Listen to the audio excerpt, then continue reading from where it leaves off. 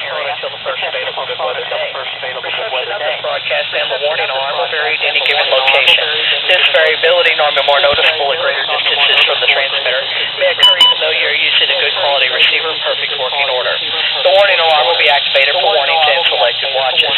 This concludes this test of the NOAA weather radio transmitter system. We now return to our regular programming.